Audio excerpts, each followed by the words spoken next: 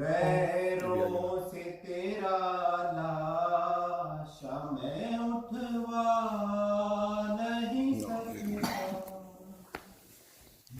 गैरों लाचार है सजाद से क्यों रूठ गई तुम। बीमार गोहर के दिलवा नहीं सकता। बीमार गोहर आपके दिलवा नहीं सकता। तुम कब्र में आराम करो बाली सकीना। तुम कब्र में आराम करो बाली सकीना। मैं लेके तुम्हें यहाँ से वहाँ जा नहीं सकता। मैं लेके तुम्हें यहाँ से वहाँ जा नहीं सकता। मैं इन कपड़ों में तुम्हें दफन करूँगा। मैं इन कपड़ों में तुम्हें दफन करूँगा। मजबूर हूँ नन्हा सा कफन ला नहीं सकता। मजबूर हूँ नन्हा सा कफन ला लेके उसे आपके पास आ नहीं सकता। मैं लेके उसे आपके पास आ नहीं सकता। ताबूत उठाने को न अकबर है न अब्बास। ताबूत उठाने को न अकबर है न अब्बास। मैं अहले वतन को यहाँ बुलवा नहीं सकता। मैं अहले वतन को यहाँ बुलवा नहीं सकता। मैं कैसी खबर दूँ तेरे मरने की फिक्र को। मैं कैसे खबर दूँ तेरी मरने की फिक्र को। वो आ नहीं सकते मैं वहाँ जा नहीं सकता। वो आ नहीं सकते मैं वहाँ जा नहीं सकता। मजबूर हूँ बहना तुम्हें दफना नहीं सकता। कैदी हूँ सकीना मैं कफन ला नहीं सकता।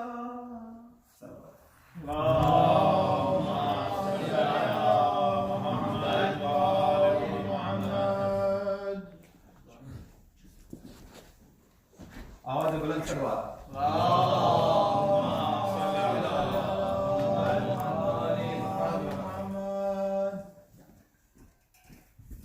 रोके जिंदान में बोली बानो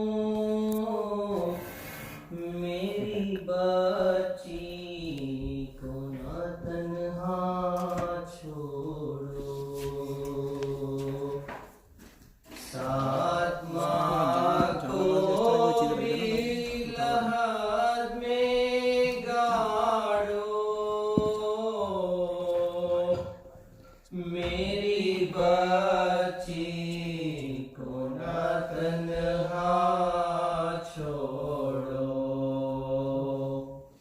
डर के रोएगी वो नाज़ों की परी, थाम लेगी ये नसीबों की जली। खौफ अंधेरे में ना होवे इसको, खौफ अंधेरे में ना होवे इसको। मेरी बच्ची को ना तन्हा छोड़ो। चुप है वो बोलने वाली है, मेरा पहलू हुआ खाली है। हाथ में जोड़ रही हूँ लोगों, हाथ में जोड़ रही हूँ लोगों। मेरी बच्ची को ना तन्हा छोड़ो। किस तरह लोगों में कफनी दे दूं, किस तरह लोगों में दफनाने दूं। माँ हूँ मैं इसको ना मुझसे छीनो, माँ हूँ मैं इसको ना मुझसे छीनो। मेरी बच्ची को ना तन्हा छोड़ो। ठहरो कुर्ता तो बदल लूं इसका, पोंछ लूं कानों में है खून जमा। कुछ खफा है तो मना लेने दो, कुछ खफा है तो मना लेने दो। मेरी बच्ची को ना तन्हा छोड़ो। खोल तो लूं मैं गले से रस्सी, दम के घुटने से न हो बेहोशी। बीबी शायद के अभी जिंदा हो, बीबी शायद के अभी जिंदा हो। मेरी बच्ची को ना तन्हा छोड़ो। गोद से माँ की छुड़ाओ ना इसे, तंग मरकद में सुलाओ ना इसे। चुप रहो यूं ही पड़े रहने दो, चुप रहो यूं ही पड़े रहने दो। मेरी बच्ची को ना तन्हा छोड़ो। मर गई हाय सकीना मसरूर, पीटू भी सरोसीना मसरूर। कह रही है यही रोकर बानो, कह रही है यही रोकर बानो। मेरी बच्ची को ना तन्हा छोड़ो।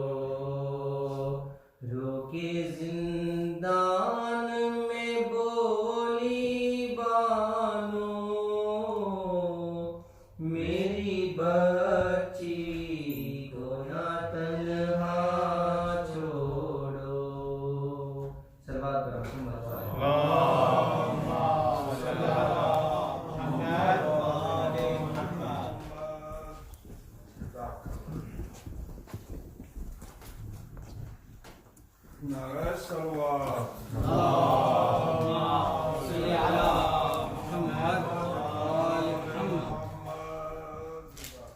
बारहवीं का सलवार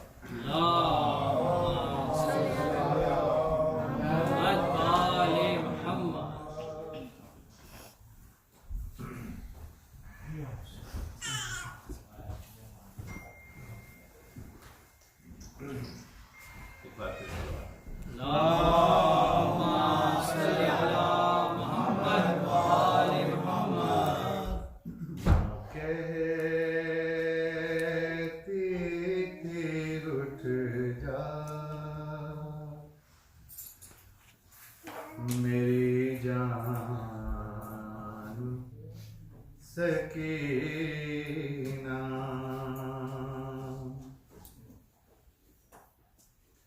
माँ कहती थी उठ जा मेरी जान सकीना उठ घर को चले खुल गया जिंदान सकीना माँ कहती थी उठ जा मेरी जान सकीना बूंदे जो तेरे शिम्र ने छीने वो दिला दूं बूंदे जो तेरे शिम्र ने छीने वो दिला दूं एक नन्ही सी चादर मैं तेरे सर पे उड़ा दूं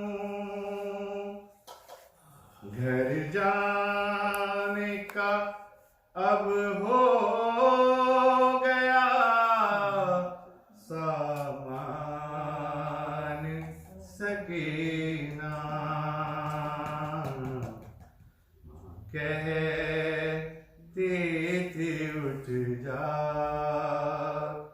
मेरी जान Sakina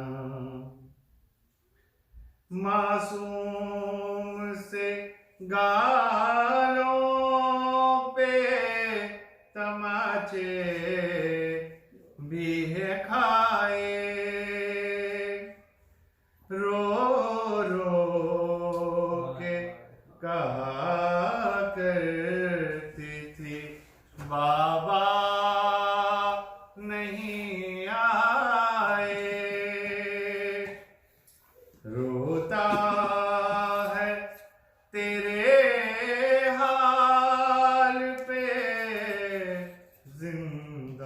जिंदान Sakina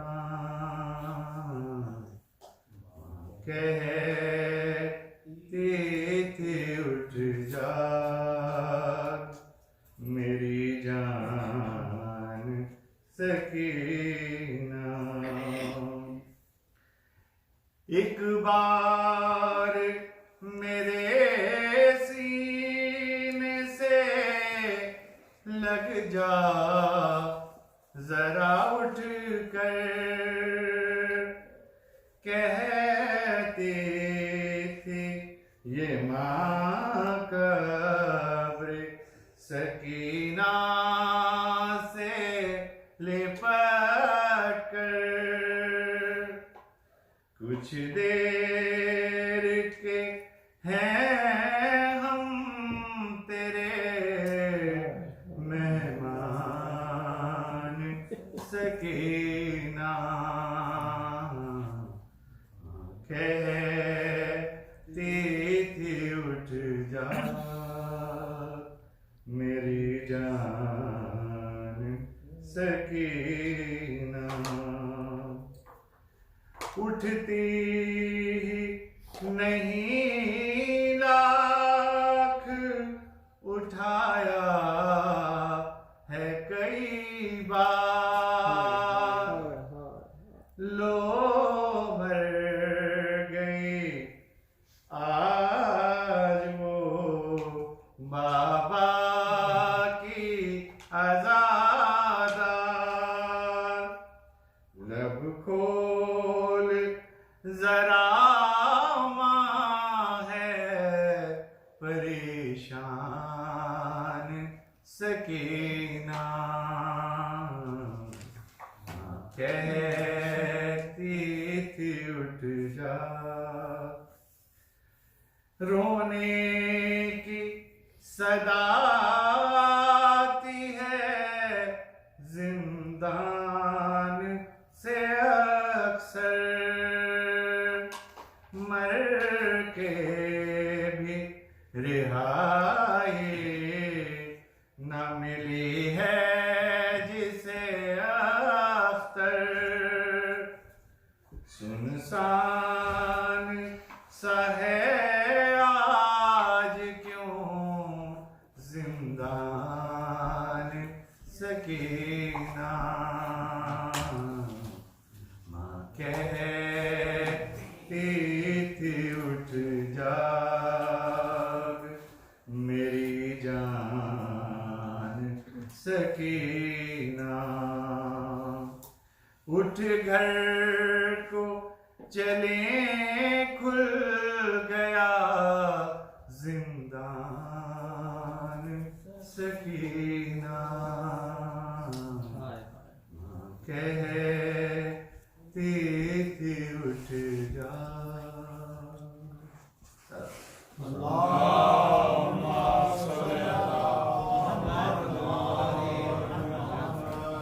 I would request Sheikh Lamson, please come on.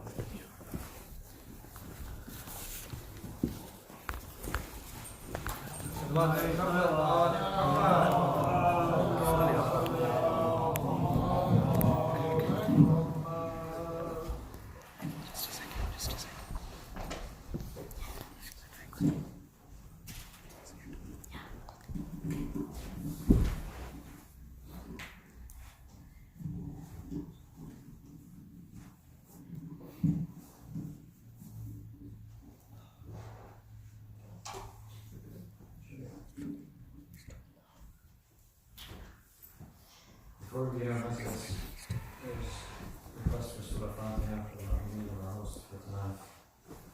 For Sayyid Ishtiyaq Ali Rizvi, Ibn Sayyid Irshad Ali Rizvi, Mulawar Sayyid, daughter of Sayyid Mahdi Hussain, Muhammad Dawood, Sayyid Amir Baksh, and for all our Mu'mineen, for Mu'minat, Surah Al-Fatiha.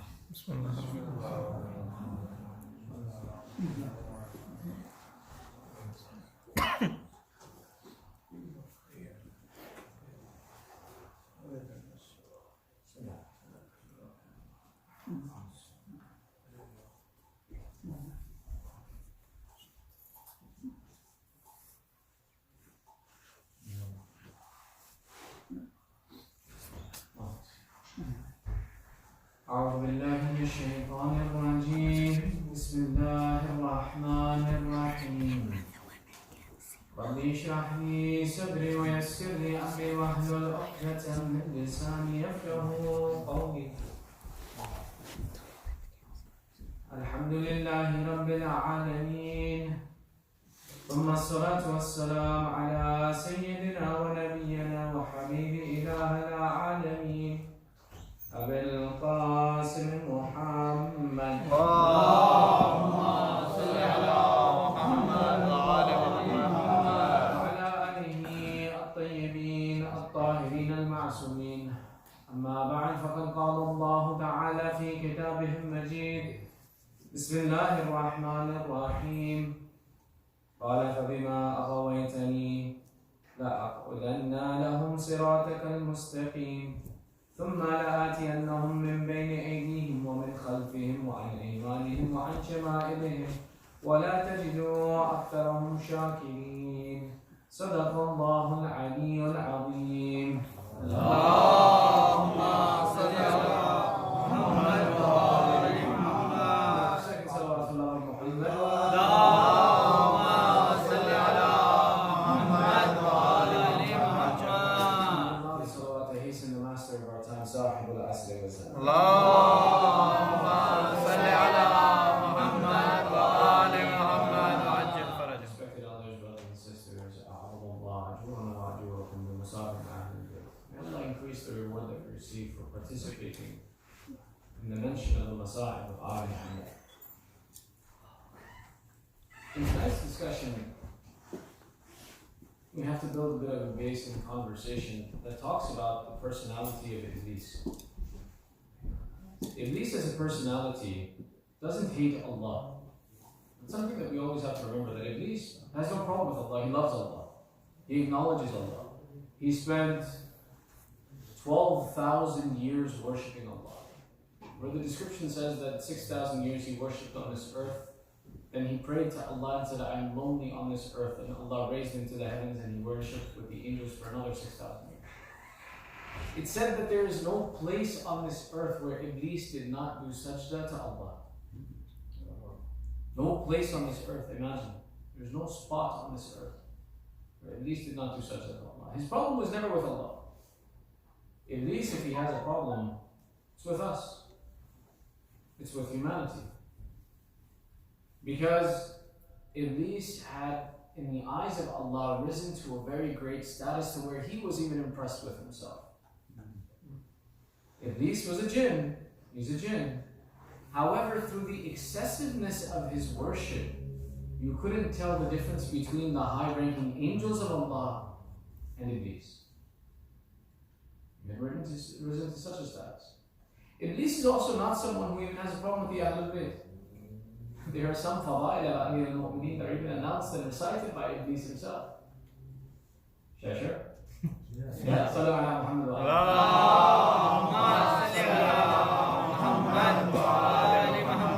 At times, Iblis would walk amongst people and he would dress himself as an old man wearing a red cap. In one such instance, he was walking through the streets of Medina and he found a group of people who were sitting together and criticizing Ali ibn Abi Talib.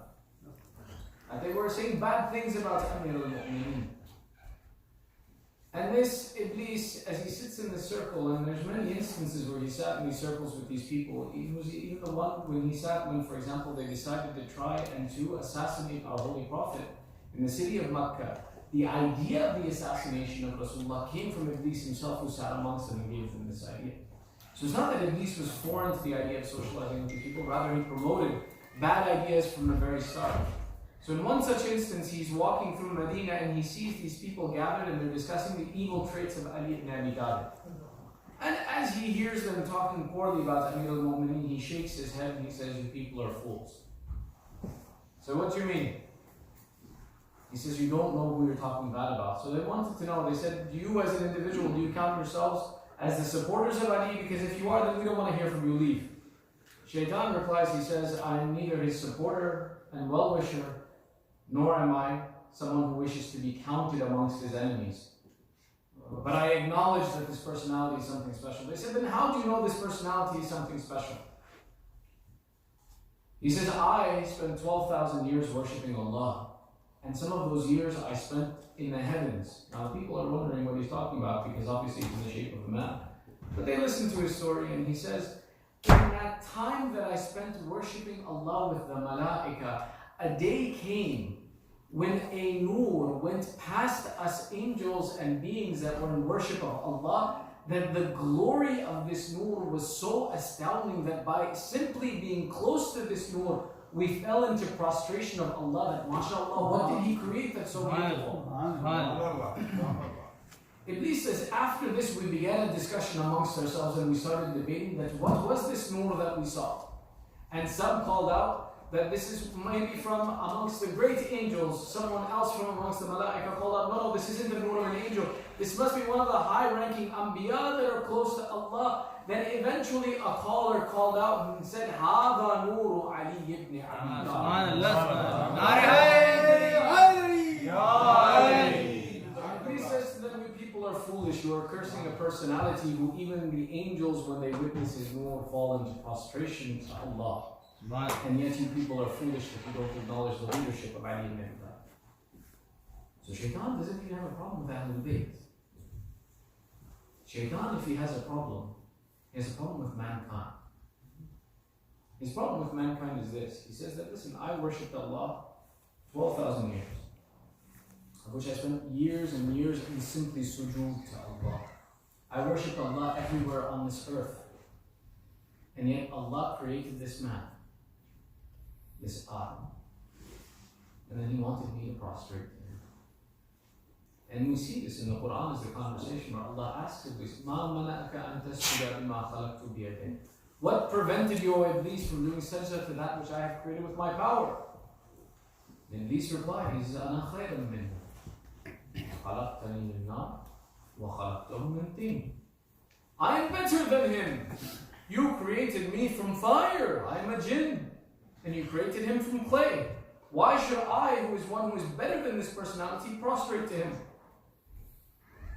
So Allah says, فَخْرُجْ مِنْهَا. Then leave this place. إِنَّكَ أَنْتَ الرَّجِيمُ. That certainly you are the accursed. And so, by the fact that Iblis refused to follow the command of Allah to prostrate to man, he lost everything he gained.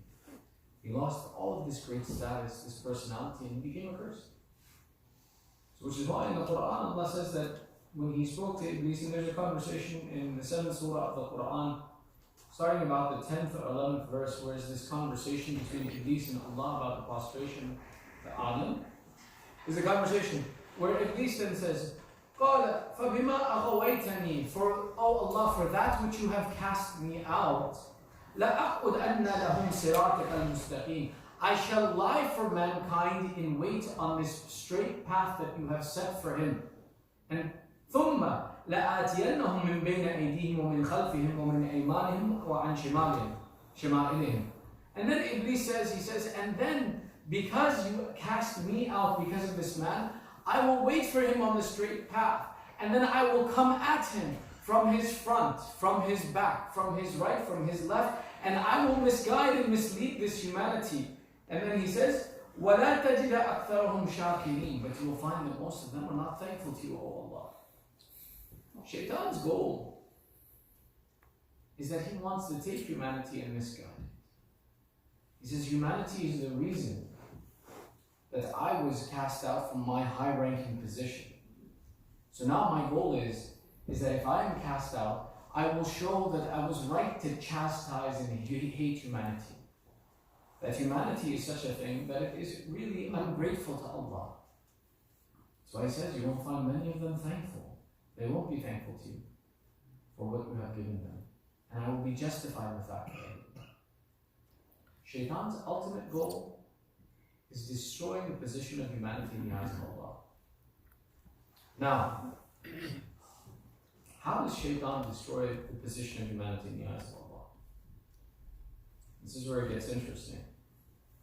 You see, a sin is something that can be forgiven. When I make a mistake, I can do istighfar. I can do tawbah. I can turn back to Allah. And Allah forgives. Because we say, Bismillahir Rahman Rahim. You begin in the name of Allah, the beneficent, the one who gives to everyone, and the Rahim, the merciful one. So Allah is merciful, He can forgive me. Shaitan, his goal is to somehow separate me from the mercy of Allah and get me away from the mercy of Allah. The process of doing that, one of his favorite attacks that he loves to utilize is pride within itself. He says, pride is the reason that I was cast out of heaven. My goal then is to use this exact concept of pride and misguide all of humanity. It's his favorite thing. Which is why sometimes when we make a mistake, when something has gone wrong, when our relations break, when we have a problem, We turn and we say, well, it's not my fault. He did something wrong, let him come to me. Or we refuse to acknowledge that we made a mistake. Why? It's the interest of separating us from the mercy of Allah. And that pride is a very dangerous thing. That sometimes we think, don't they know who I am? Don't they know what I've done with my life? Don't they know what I've accomplished? How dare they speak to me this way? It's one of the favorite attacks of shaitan. But the more deadly attack of shaitan is the one that goes against your aqidah. Aqidah, we say, is the philosophy of faith that attaches us to Allah, is the belief in La ilaha illallah, Muhammadan Rasulullah, Aliyun Waliyullah. Allahumma salli ala Muhammad wa ali Muhammad. The definitive nature of shaitan's interest in this attack on this aqidah is given to us actually by our fourth Imam on the day of Ashura. When Imam Zain al-Abidin described the conditions of the day of Ashura, and he described the great calamity of humanity turning against the authority of Allah and actually killing the authority of Allah on this earth, he says on that day, Shaitan with his companions flew through the heavens celebrating. Day of Ashura, we read, Shaitan was pleased. And he says, Imam Zain al-Abidin narrates, and this narration is in Kamil al-Ziyarat, which is one of our authentic books of narration of hadith, that explain to us the darajat of the ziyarat and the personalities that we go to visit when we go to do their ziyarat.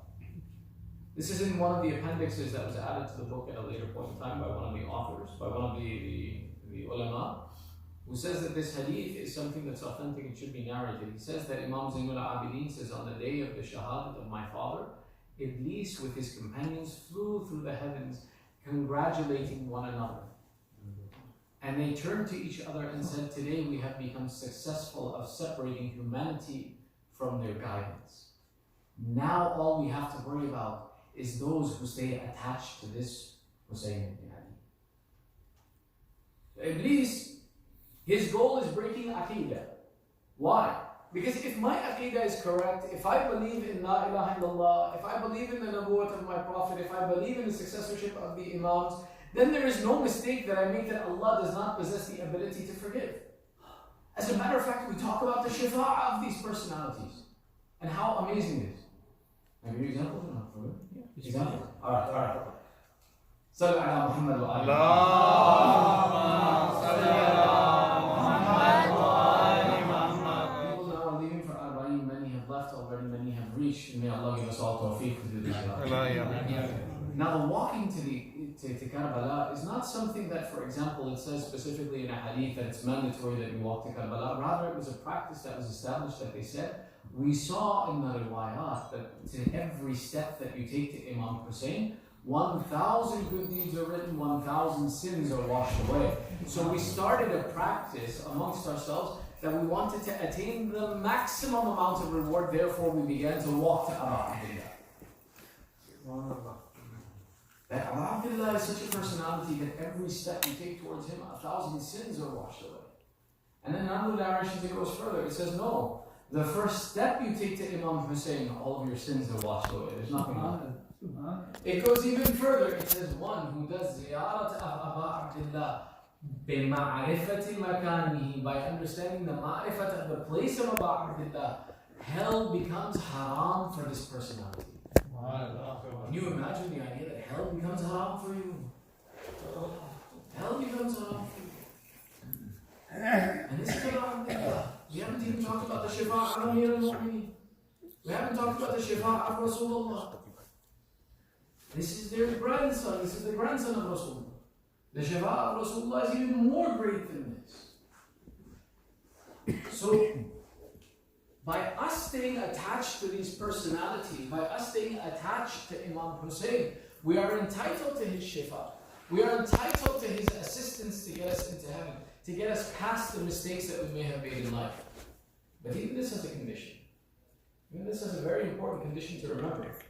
You want to have the shifa of Abu Abdullah? Yes? You want to have the shifa of Abu Abdullah? Inshallah. Let's say, you want to have the shifa of Abu Abdullah? Allahumma salli ala Muhammad. Let me ask you a question. If I want the shifa of Abu Abdullah, and you want the shifa of Abdullah. And we have a fight between ourselves. Who gets the shifa of Abdullah? Can you imagine that I stand before Imam Hussein, Yawm al-Qiyamah, and I say to him, Ya Aba Abdullah, give me your shifa. Give me your protection to enter into heaven. And in that same instance is someone else who stands there and says, Ya Aba Abdullah, give me your shifa. And Aba Abdullah says, which of you two should I prefer? How would it be possible for either to receive the shifa of Imam Hussein? Well, one of the most important things that we have to understand is that this is not an exclusive right of one of us and not the other.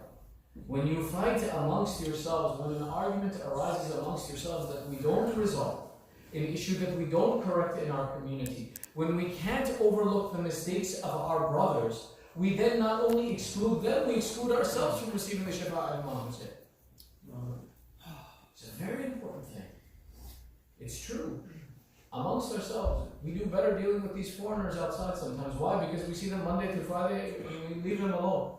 But a mu'min, you see Muharram, you see Ramadan, you see for the rest of your life. So it happens. And Shaitan is interested. This is where he wants to create ikhtilaf. This is where he wants to create fighting to exclude you from the shifa of Imam Hussein. It's such a great shifa. What sin is there that can't be forgiven by the wasila of Ahlul Bayt? Even take a look and see, for example, how the Ahlul Bayt used to give shifa. Comes the example from our fourth Imam, Ali ibn Hussein Zainabia.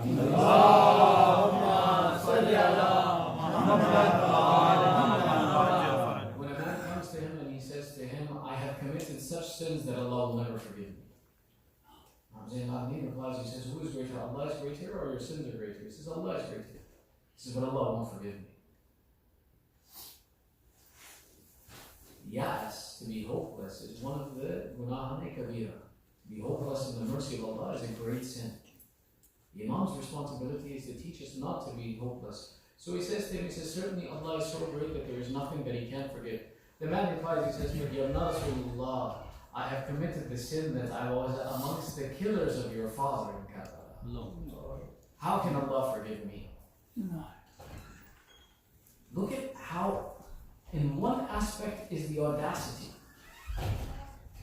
of this man to come before the Imam, whose father he is responsible for his murder. No. But on the other side, look at the position of the Imam. That even one such as him, the Imam doesn't turn away. The Imam says, I will give you a prescription that can even remove this sin from you. No. He says, recite Salat al-Khufayl. Salat al-Khufayl is the 2 rakat mustahab namaz that we pray between Maghrib and Isha. The Imam is saying that even one such as you, with a sin as great as yours, there is a way for even you to seek redemption and to seek forgiveness from Allah for this sin. Many Imams are a source of shifa. Their goal is to give us shifa, and that's why Iblis's goal is to separate us from these Imams. To change our aqidah, to break our aqidah and to separate us from these Ahlul Bayt so that we are not entitled to be able to reach their wasila. You see, Allah can forgive you, but if you don't believe in Allah, who's going to forgive you? Why would Allah forgive you then? Why would Allah remove your sins? Why would Allah have mercy on you? Shaitan's goal is not that you commit one little sin. One little sin, maybe if you partner it with pride that you don't seek forgiveness, which is why we have the statement of our fifth Imam, Muhammad ibn Baqir.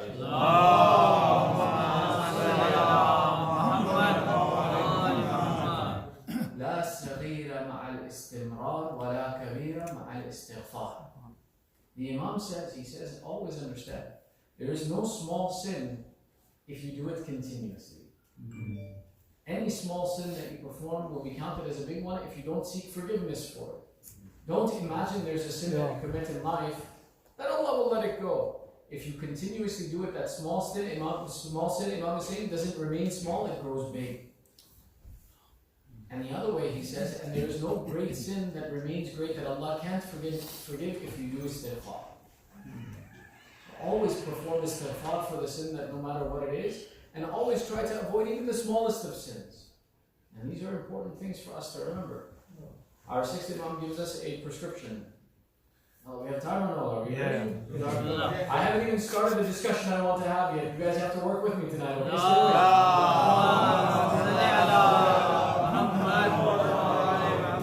The prescription of our sixth Imam, very simply, he says there's a prescription for you that will forgive 700 of your sins in a day. It says after Salat al-Asr, the ta'qibat of Salat al-Asr are very small. There's a short dua to recite, and this prescription of Imam al-Sadiq, where he says one who recites Astaghfirullah, not anything more than this, simply the phrase Astaghfirullah, 70 times after Salat al-Asr, Allah forgives 700 of his sins. 70 times. After I finish my tasbih, I do 70 times Astaghfirullah, Allah forgives 700 of my sins. I don't know who you are, but I don't know of any person, and I don't want to know of any person who can commit 700 sins in one day. So meaning simply by doing this, how many days of sins, how many mistakes that we've made will Allah forgive for us on any given day that we do it? Don't try to commit 700 sins. But the point is that if we have these wasila and these instructions from the Imams, their entire goal is to give us hidayah, and the goal of shaitan is to separate us from them. Because once we are separated from hidayah, once our path is turned away, this is why he says, I will sit for them on the straight path to take them away. This shaitan now is trying to attack us and trying to pull us away from the guidance of these personalities. And one of the main materials that he uses to misguide us and to mislead us is the use of this propaganda. Propaganda or misinformation is the bread and butter of shaitan. Because once he launches it and he sets it out, we do the work for him. We go out and we share all this information, especially this day and age. Have you noticed how easy it is to take misinformation and make it popular? How many WhatsApp chats are you in? How much time do you sit on Facebook and our children on Instagram? That any piece of information that's put out as a whisper becomes public knowledge, and it spreads and it messes with our ability to connect to Ahlul. This system of propaganda and this system is something that shaitan loves to use. And he's used it from the beginning to go on to distract us from the attachment to Ahlul Bayt. We've suffered from so much propaganda and so much attacks on our personality. Some of them we don't even acknowledge anymore. Some of them have become so bad for us that we just accept them and we actually become supporters of them. We'll mention 3 areas where we've been suffering the attacks of propaganda, if you're with me. Ready?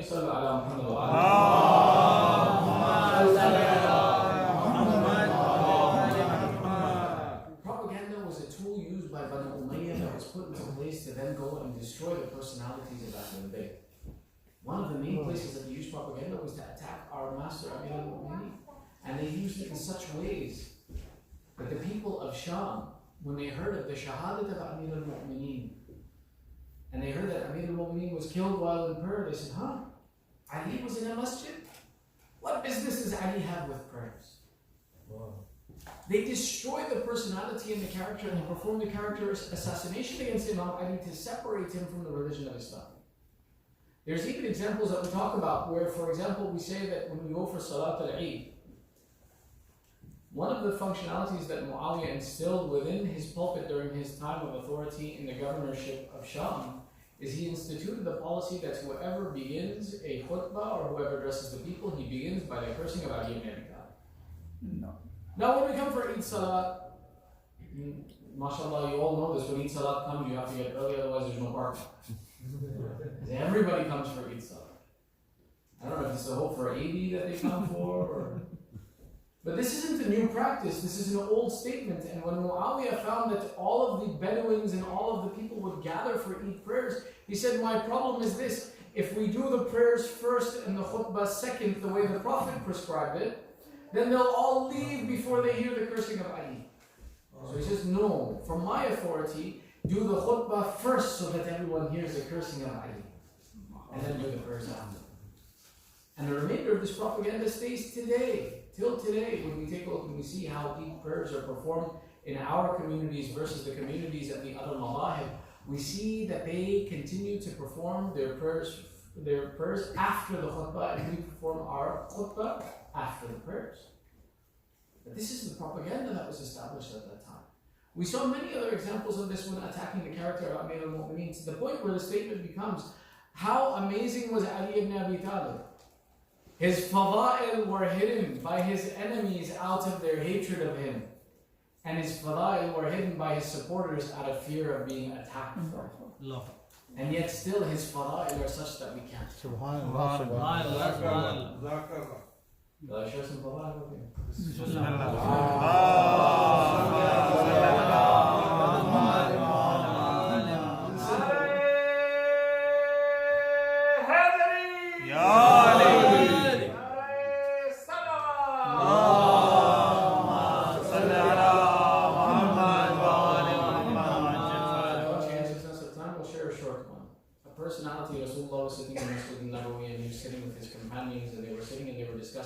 Personality who had come back from China. I said, he came back from China, he has so much wealth, he's become so wealthy, he's brought such things, and he's attained the wealth no one else has. And as they're sitting there having this conversation about material and dunya, Rasulullah turns away uninterested and he says, you see, you people are interested in wealth.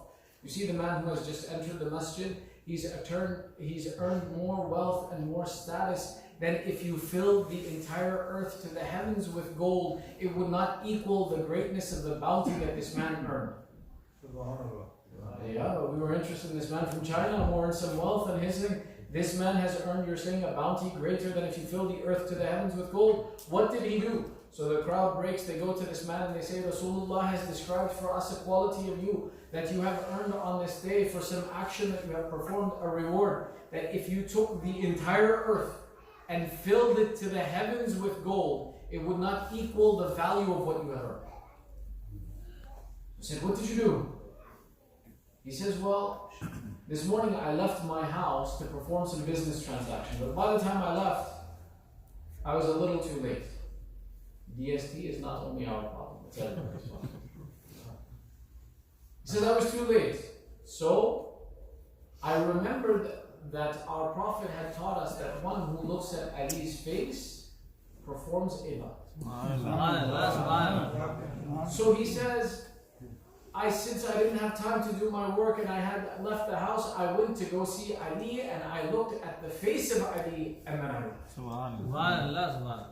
They turned and said, Ya Rasulullah, is this true? And Rasulullah is the one who replies and he says, certainly what he has earned for the love of Ali and going to visit Ali for a pure intention, Allah will reward him with more than this earth can contain. This is the personality of Ali ibn Abi Talib. نَوَّرُ مَجَالِسُكُمْ بِذِكْرِ عَلِيٍّ. Our Prophet used to teach us that create light in your majlis by the mention of Ali. The fadail of Ali ibn Abi Talib goes so far as to say that one who listens to the fadail of Ali and has a doubt in his heart about the validity of the fadail of Ali ibn Abi Talib has performed the lowest level of shirk possible. Kufr possible. That he's cast himself outside of the religion. It happens at times that we hear certain fadail of Ahlul Bayt and even the character of Amir al-Mu'mineen that seem too fantastic for us to understand. And we then have an opinion that no, this person is exaggerating in the character of Ali ibn Abi Talib. The goal is that should we hear such a fadail or such a hadith of the status of the personality of Amir al-Mu'mineen or the Ahlul Bayt in general, and it seems too far for us to understand, rather than, for example, us to say that no, this is certainly a lie that was prescribed to these personalities, what we do is we wait and we stay silent that maybe the matter is true or not, we don't know. One of the things is that those things that we can't explain or elaborate, we shouldn't share them in public. We should be conscientious about these matters. And then the other thing is when we don't understand an affair, we should ask for understanding in its explanation. Shall I share one with you?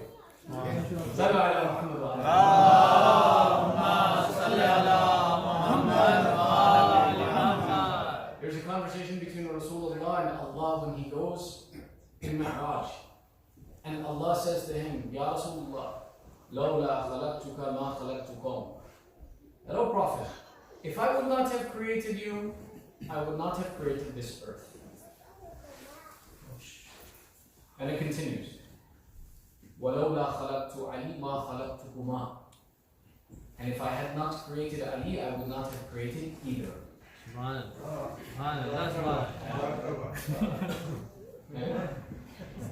وَلَوْلَا خَلَقْتُ فَاطِمَةَ مَا خَلَقْتُ قَطْ. And if I had not created Fatima, I would not have created anything. Now some people, for example, when they hear this hadith, some of them stop short. They say, وَلَوْلَا خَلَقْتُ عَلِي مَا خَلَقْتُكُمَا. And they say, if we had not created Ali, we would not have created you. And they stop. They don't explain. The importance is, if I want to share these fada'il, then I have to explain what does this mean. So the explanation. When Allah says, وَلَوْلَا خَلَقْتُكَ يَا رَسُولُ اللَّهِ مَا خَلَقْتُكَ. He says, if I would not have created you, Ya Rasulullah, I would not have created this earth. Allah is saying that the earth and all of the people that exist within it are in need of hidayah. If I would not have created a source of hidayah for humanity, there would have been no reason to create humanity because they could have never reached me. Which is why Rasulullah is rahmatul lil alameen. He is a mercy for all of mankind and all of humanity because he is the source of guidance that connects humanity to Allah. So Allah says, if I had not created guidance, I would not have created this world. وَلَوْلَا خَلَقْتُ عَلِي مَا خَلَقْتُكُمَا. And if I would not have created Ali, I would not have created either of you. Here, we know Rasulullah had the lifespan of a normal human being. Though he is the mercy to all of mankind, he is a mercy to all of humanity, his life has a point at which it will end because Allah made him as a human. So Allah then says, if I did not have a way for humanity to continue receiving guidance after you, Ya Rasulullah, it would have been unjust to humanity that only those in your life can be guided. There's no source of guidance after you. Therefore, when I decided to create you to guide the world, I had to create someone who would continue your message of guidance to humanity. Therefore, I created Ali. Had there been no way to continue guidance to humanity, Ya Rasulullah, there would have been no benefit in creating either you or this earth.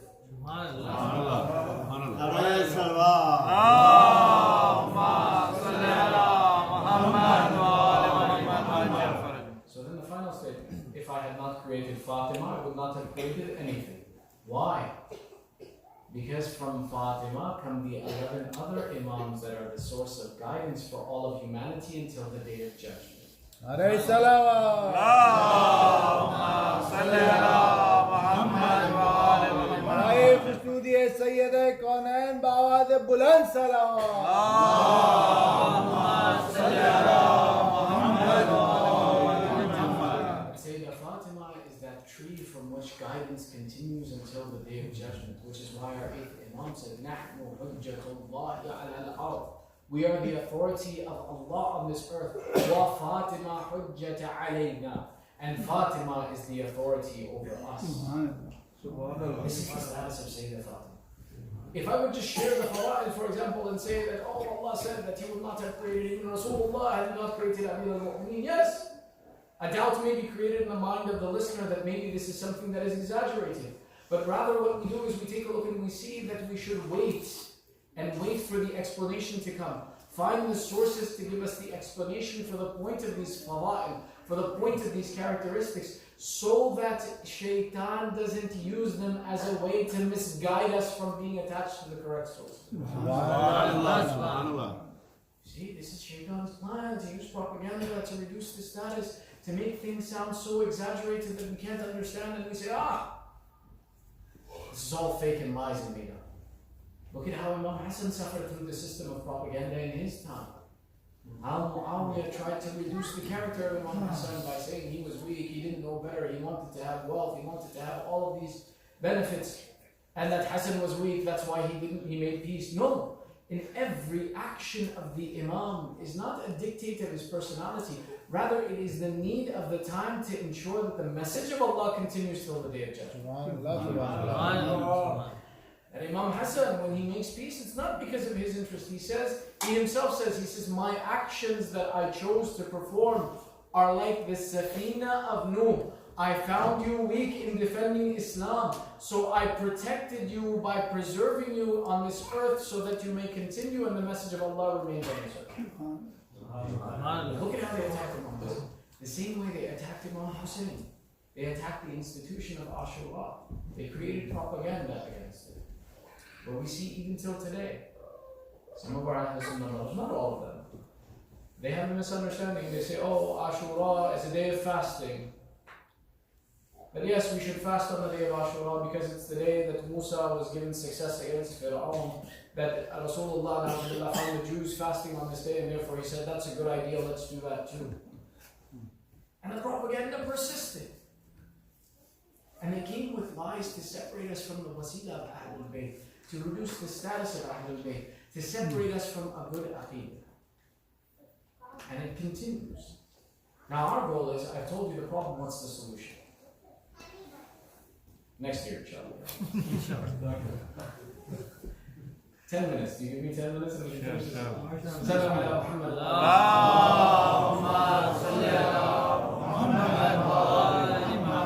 If you want to reduce the effect of misinformation, there are two areas that need to be addressed. One is the area of how I reduce the impact of misinformation on myself. And the other is how do I reduce the impact of misinformation in society. The first and foremost, the most important one is protecting ourselves from misinformation. Protecting ourselves from the impacts of negative propaganda, of negative items that are put out in the public sphere. There are two steps to this. One is continuing education, to be educated. What happens is, as professionals that live in this society, many of us have the understanding that when I become a member of an industry, when I become a member of a profession, it's my responsibility to continue my education. In some fields, it's mandatory. For example, for a physician or a healthcare provider, continuing education, if you don't do it, you lose your license to practice. Even for accountants, there's a responsibility. But anyone who's out there in the world looks at his responsibility that as I enter into a profession or I enter into a responsibility, a career, I have to continue my process of educating myself about the significance of my industry and my field. And if I stop doing this action, I stop being a professional in the field. This is true for everybody except for when it comes to religion. We imagine that my faith that I learned in the madrasa when I was a child, my faith that I learned as a child, is sufficient to guide me for the rest of my life. How is it possible that we as educated individuals don't understand the responsibility that Islam is not something that once I get the label, that label stays forever and it never goes away and it never needs any additional information? No, I have to continue my development in Islam and as a Muslim. Think about this. If I learned to pray at the age of 9, and I never learned about my prayer after the age of 9 until I'm 30, until I'm 40, I've done a disservice to my salah. I have to continue to educate myself and improve myself in my prayers.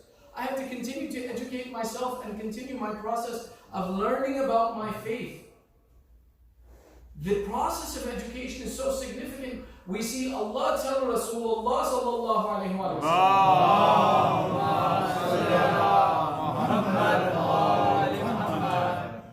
Rabbi zidni ilma. Yani rahmatul lil alameen. The mercy to humanity, the perfect example of Allah. Allah is telling him, say, oh Allah, increase in my knowledge. What makes me think that my inheritance of my faith is going to be enough to protect me from the misinformation that exists out there? Sometimes what we do is, yes, but I come to the majlis. The majlis is an introduction to ideology. It's the boundaries that protect you and give you guidance on where you need to go to educate yourself. It's not sufficient. It's a start to keep our community unified. It's a start to keep our community with the same ideology and the functionality. But the depth of it needs to be covered after that. How many of us can quote, I heard in a majlis?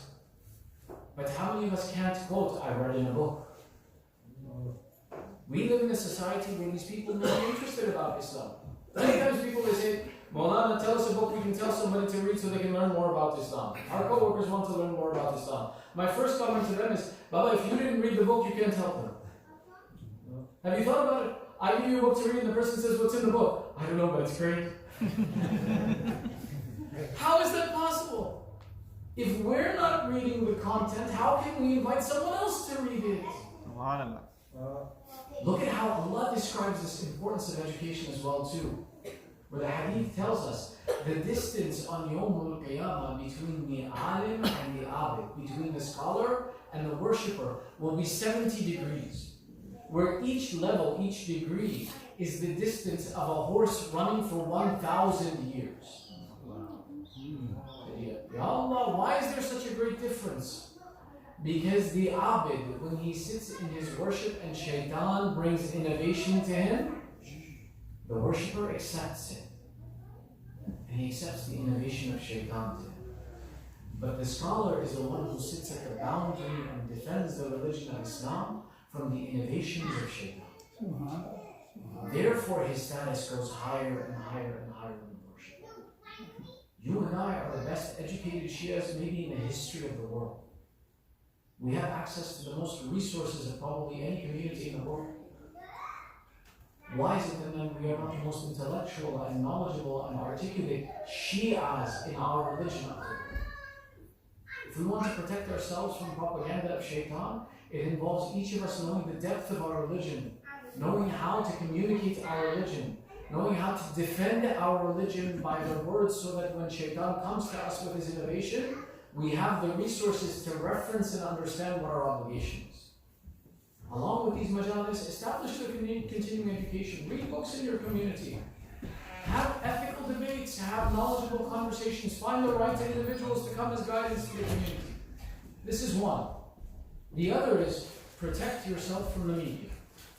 Don't listen to all of the media that comes out to you, and don't be involved in accepting every piece of media that comes to you.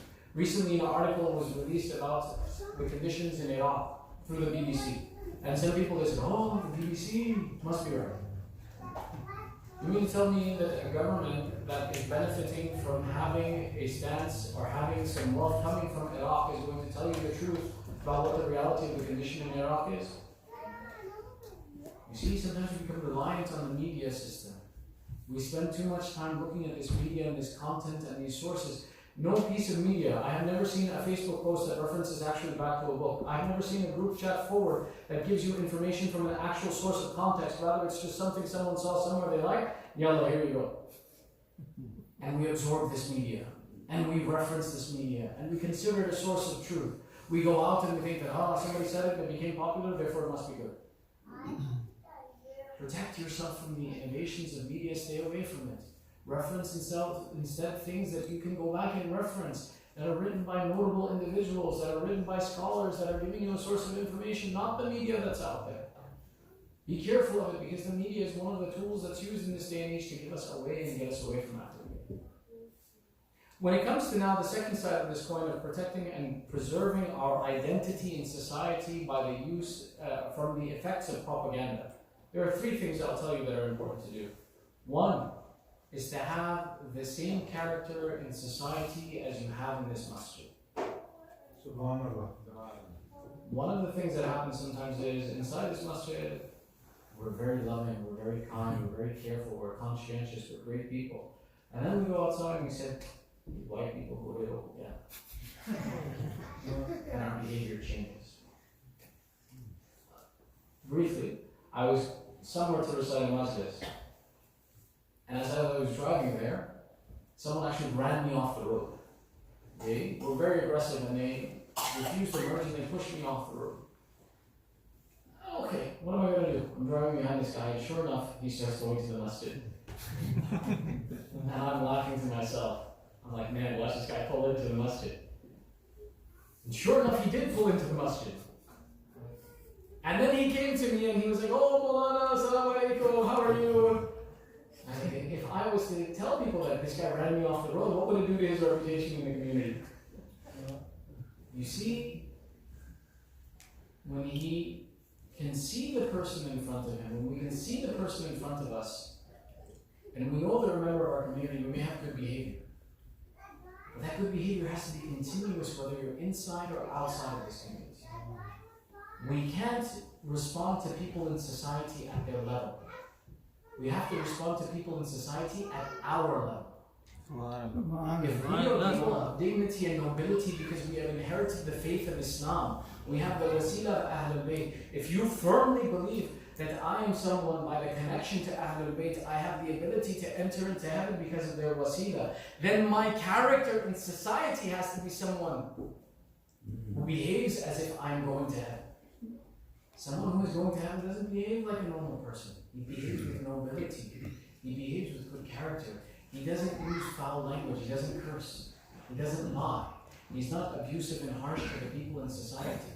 Rather, he says, I have been entitled to the mercy of Allah. Let me treat you with mercy. Why? Our character has to be consistent. We can't behave one way inside the masjid and another way out in society. The second point. Don't only interact with society when something goes wrong. When, for example, a bad piece of media comes out about Muslimin, our masajid, typically, or our communities, we stand up and we say, hey, that's not what we're really like. We go out and we start trying to defend ourselves and we say, well, that's not what we're really like. And we say, hey, come and see what we're really like. Now that the situation has gone wrong and the itself is counter-propaganda. Now I'm propaganda as well. But if my message, my interaction with society is continuous regardless of what the propaganda comes, then I am now the balanced truth that people will compare the propaganda to. Because they say, we saw this person in good times and in bad, he behaved in this fashion. Why should we believe that he really has evil intentions to us? We have to interact with society. We have to behave with society. But don't wait to interact with society when society has a bad opinion of you and now I need to defend myself. No. The example of Islam should be in front of the people all the time, not just when the media says that we're bad people. Finally, the third point is to be conscientious and careful that we, as the lovers of the Ahlul Bayt, always stand with justice, not with our self-interest. Don't only stand with justice when the condition or the problem is with Muslimin. Stand with justice whenever there is a need to be standing with justice. When someone is oppressed, we should always stand with justice. When someone is abused, when someone is harmed, when someone's life is suffering, don't say that this doesn't have anything to do with me, what does it have to do with me? No. The stance with justice, regardless of the consequence to ourselves and our personal interest, is one of the fundamental lessons of Karbala. You can't weep over Imam Hussein and then see someone else suffering an injustice and say, not my problem.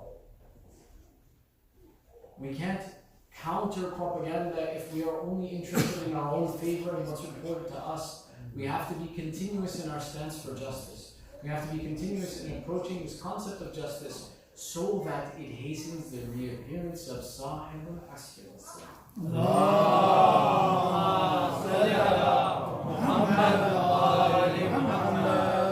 This system of propaganda has been utilized to separate us, and if we stay away from these factors and we don't bring positive change in our society and protect ourselves from this use of propaganda, we'll be separated from the message of truth.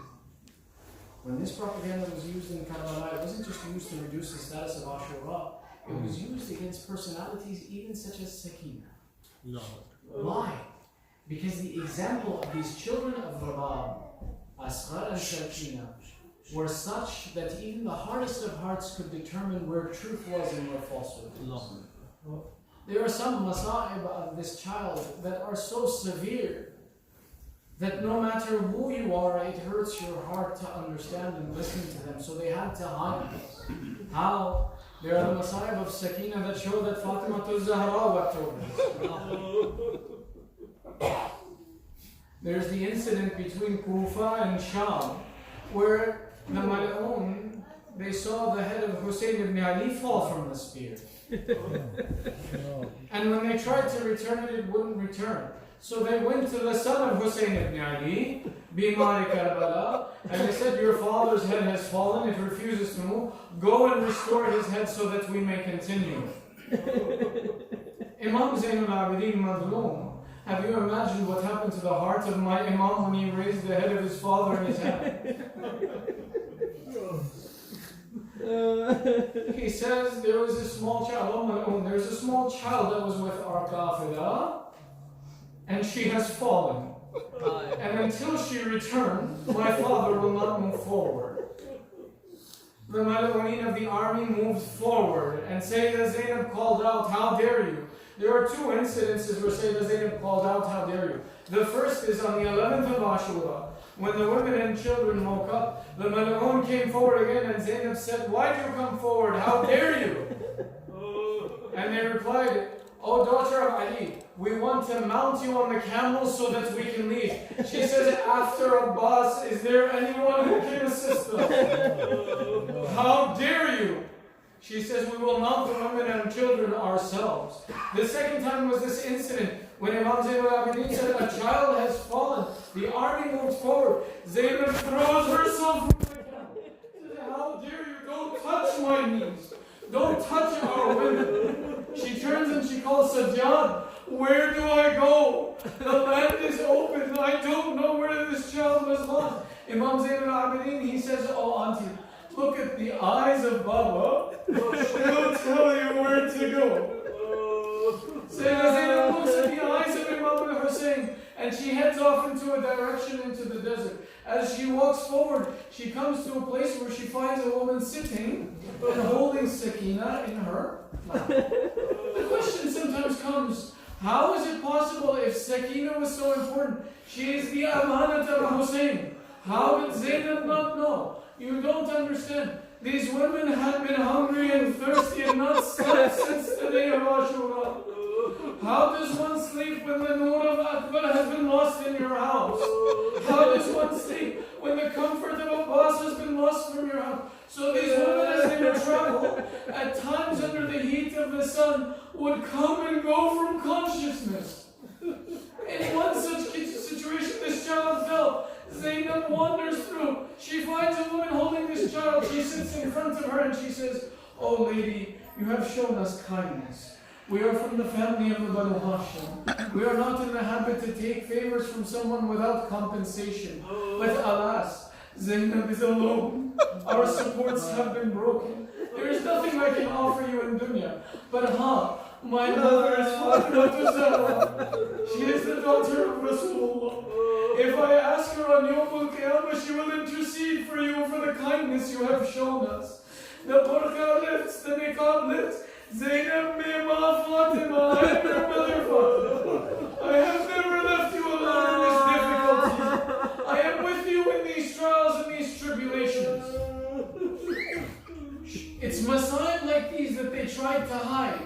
That if people had heard that even Fatima wept for Sakina or held Sakina, they would say that the people have become supporters of this cause. So they tried to hide it. When we saw the grave being made in Sham, they made an argument. They said, "This isn't Ruqayya, the daughter of Hussein. This is Ruqayya bint Ali, one older woman who died from some old age. It has nothing to do with you. It has nothing to do with the children of Hussein."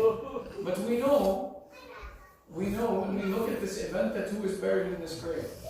Some years ago, it happened that this grave filled with water.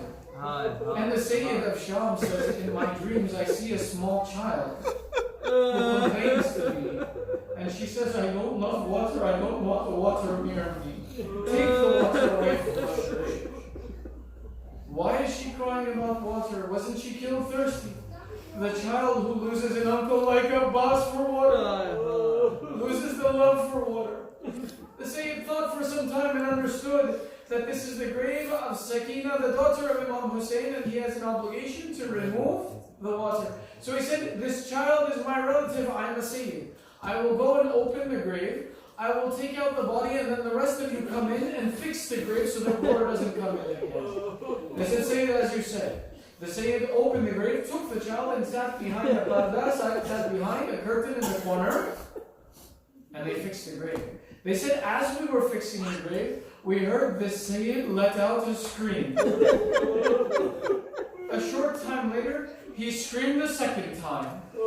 When he screamed the third time, we quickly finished the grave that something must be wrong. Maybe the Sayyid is in pain. The Sayyid came, returned the body, and we sat with him. We said, "Sayyid, why did we hear you scream?"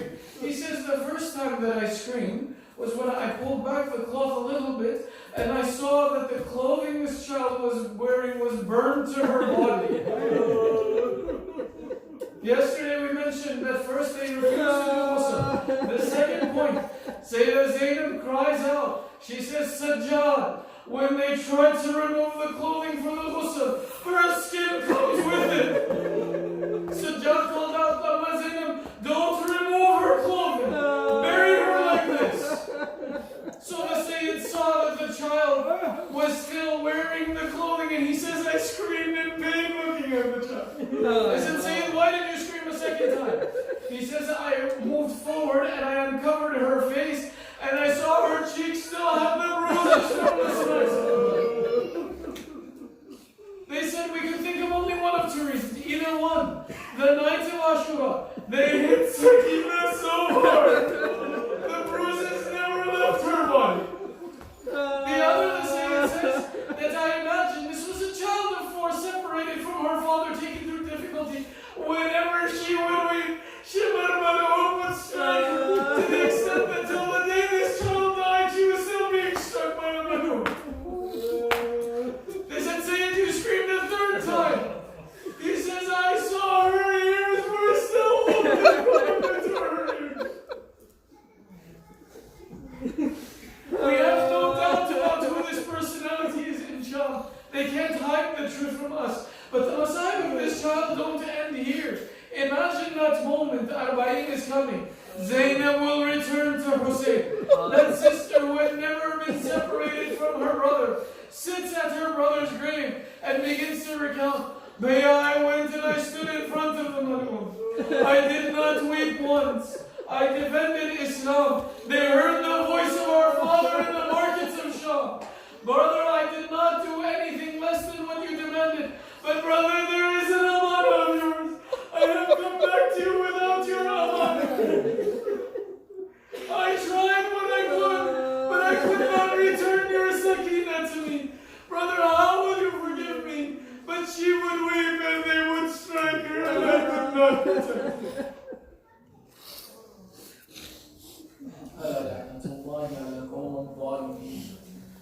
وسيعلم الذين ظلموا أي منقلب ينقلبون ندعوك باسمك العظيم الأعظم الأعز الأعجل الأكرم.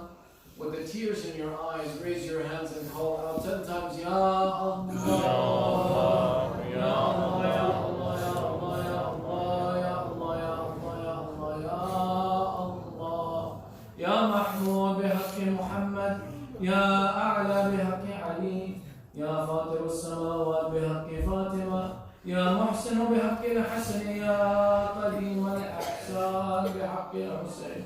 Oh Allah, accept this moment, God. Oh Allah, forgive our marhumeen, the marhumeen of this sponsor, and all the marhumeen.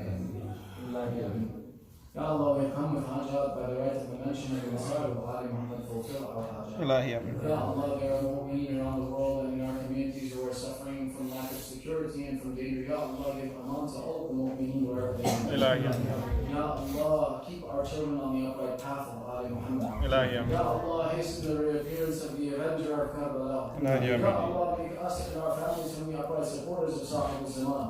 Ya Allah, give us shafa'ah Imam Hussein in dunya and the akhirah. لا يا باطن يا حسين. حسين يا حسين يا حسين